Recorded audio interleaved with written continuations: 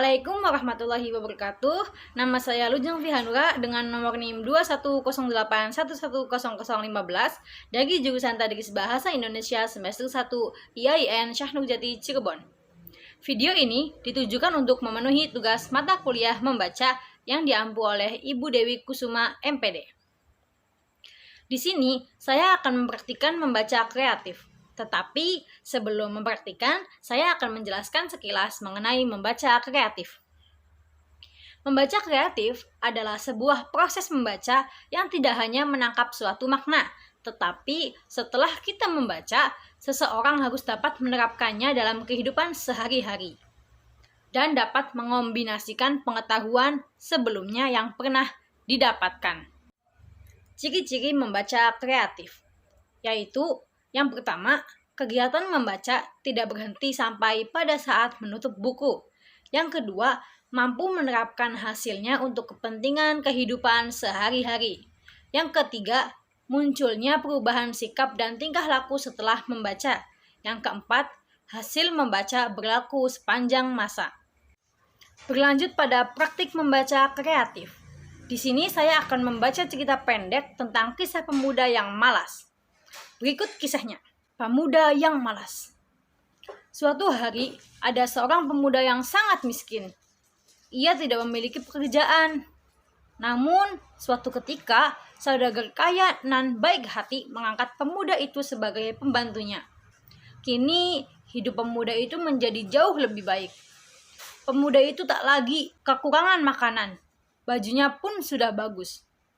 Ia bahkan tak tampak seperti pembantu. Suatu hari, si saudagar mendapat undangan jamuan makan malam di istana. Ia ingin tampil dengan pakaian baru. Si saudagar pun menyuruh si pemuda untuk memintal kapas. Pintal kapas ini menjadi kain. Aku akan menggunakan baju dari kapas untuk jamuan kerajaan, pinta si saudagar. Awalnya si pemuda mengerjakan perintah saudagar dengan giat. Namun, lama-kelamaan, muncullah sikap aslinya yang pemalas. Saat si saudagar pergi bekerja, pemuda itu justru bermalas-malasan di rumah.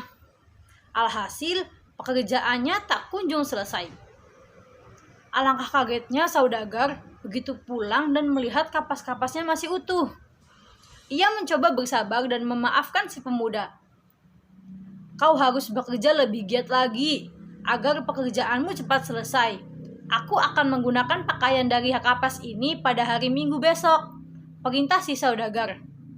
Mendengar perintah itu, si pemuda justru menjadi kesal. Ia pun memutar akal supaya pakaian saudagar cepat selesai. Aha, pakaian dari kulit pohon tak kalah bagus dengan pakaian dari kapas. Bahkan jauh lebih kuat. Aku akan membuatkan saudagar pakaian dari kulit pohon saja, pikir si pemuda.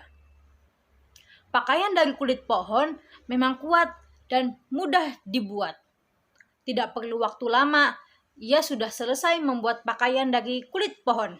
Betapa terkejutnya si saudagar begitu ia memeriksa pekerjaan si pemuda. Bukannya baju dari kapas yang ia temui, malah baju dari kulit pohon yang ia dapatkan. Saudagar pun marah. Kau sungguh tak menghargaiku.